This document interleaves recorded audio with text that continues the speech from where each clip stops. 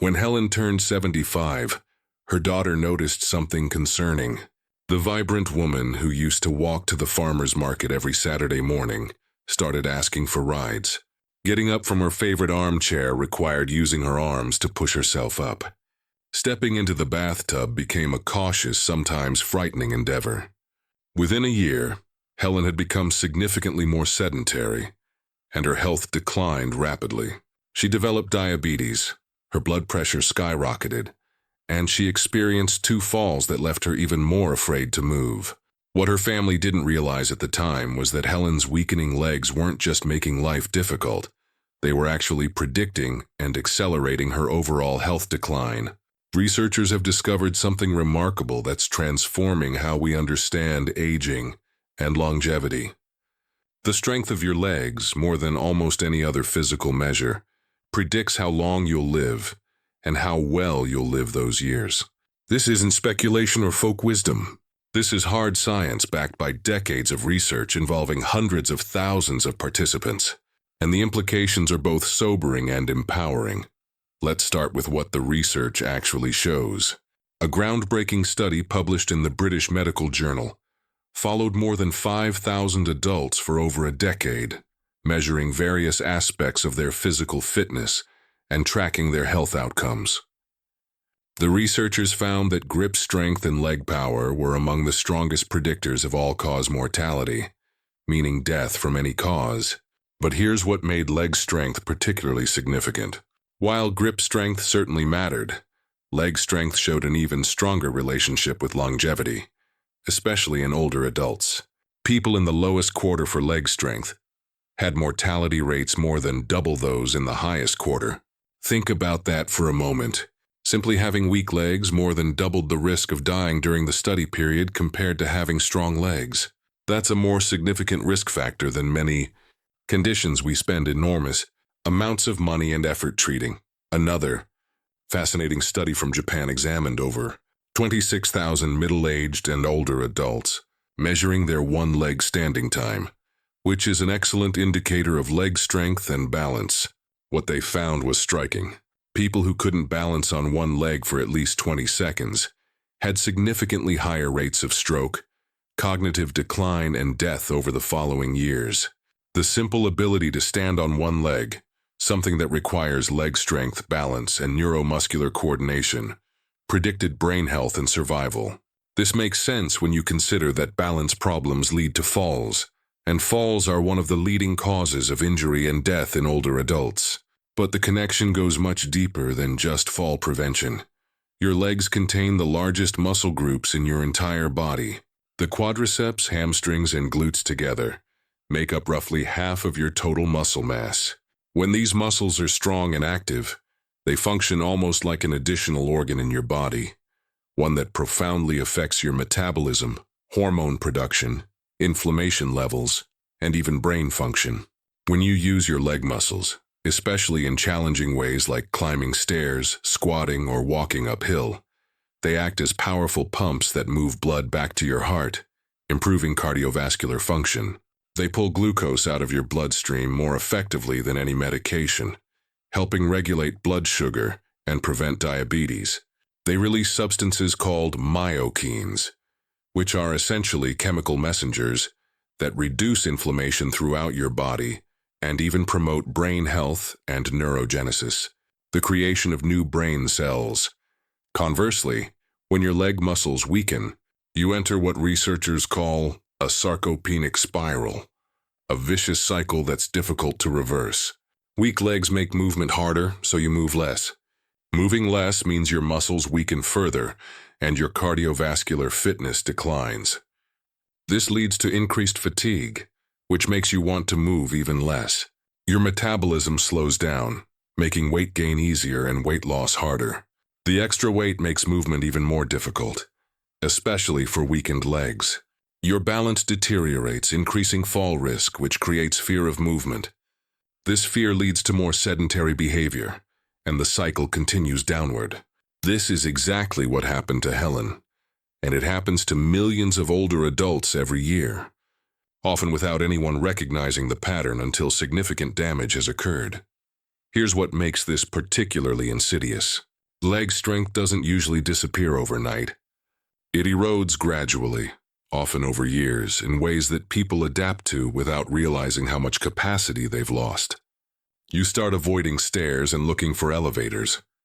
You choose parking spots closer to entrances. You stop gardening or playing with grandchildren on the floor because getting down and up is too difficult. You replace activities you love with more sedentary alternatives. Each adaptation seems reasonable in isolation, but collectively they represent a significant loss of function and independence. And because this happens slowly, people often assume it's just normal aging, something inevitable and unchangeable. But that assumption is fundamentally wrong. Research from multiple institutions, including the University of Michigan and the Buck Institute for Research on Aging, has demonstrated that leg strength and muscle mass can be improved at virtually any age. Studies involving participants in their 70s, 80s, and even 90s have shown significant strength gains with appropriate resistance training.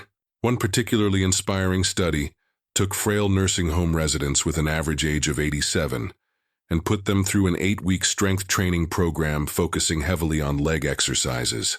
The participants increased their leg strength by over 170% on average. Several who had been using walkers were able to walk independently. Their walking speed increased substantially, which is significant because walking speed is itself a powerful predictor of longevity.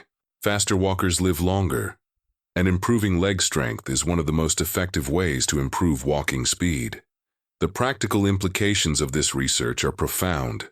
If you want to predict someone's health trajectory over the next decade, watching them get out of a chair tells you more than almost any blood test you could run. Can they stand from a seated position without using their hands? How many times can they do this in 30 seconds? This simple test, called the chair stand test, predicts hospitalization, disability, nursing home admission, and mortality with remarkable accuracy. It's such a powerful predictor that many geriatricians now include it in routine assessments. The beauty of this test is that it's also a treatment. Practicing chair stands, moving from sitting to standing repeatedly, builds exactly the leg strength that protects against decline. Another crucial measure is your ability to climb stairs. Can you walk up a flight of stairs without stopping, without severe breathlessness, without needing to pull yourself up with the handrail? Your performance on this task reveals the combined function of your leg muscles, heart, lungs, and overall fitness. Studies have shown that people who can climb stairs at a reasonable pace have dramatically lower rates of cardiovascular disease and significantly better survival rates than those who struggle with stairs or avoid them entirely. And again, the assessment is also the intervention. Regular stair climbing builds the exact capacities it measures. What makes leg strength different from many other health factors is how modifiable it is. You can't change your genetics. You can't undo decades of past lifestyle choices. You can't turn back the clock. But you can strengthen your legs starting today, regardless of your current age or condition. The exercises don't need to be complicated. Bodyweight squats, or even just practicing sitting and standing from a chair, are incredibly effective. Step-ups onto a low platform, walking up hills or stairs, lunges, and even simple leg lifts from a seated or lying position all contribute to building and maintaining leg strength.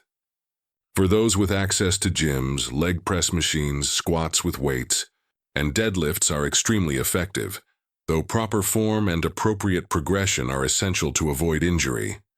The frequency and consistency matter more than the intensity.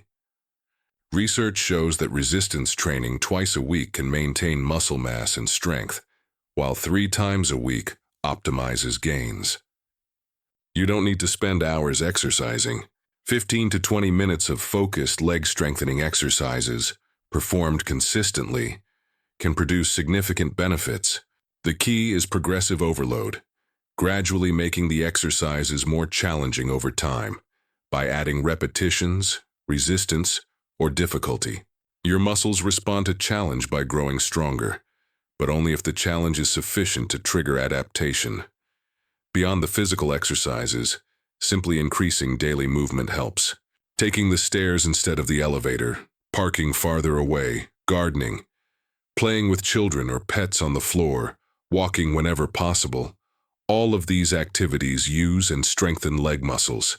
The modern environment has engineered movement out of daily life in countless ways, and we're paying the price in weakness, disease, and shortened lives.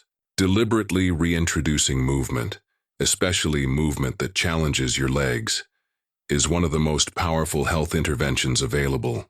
Helen's story has a hopeful ending. After a fall sent her to physical therapy, she worked with a therapist who understood the critical importance of leg strength.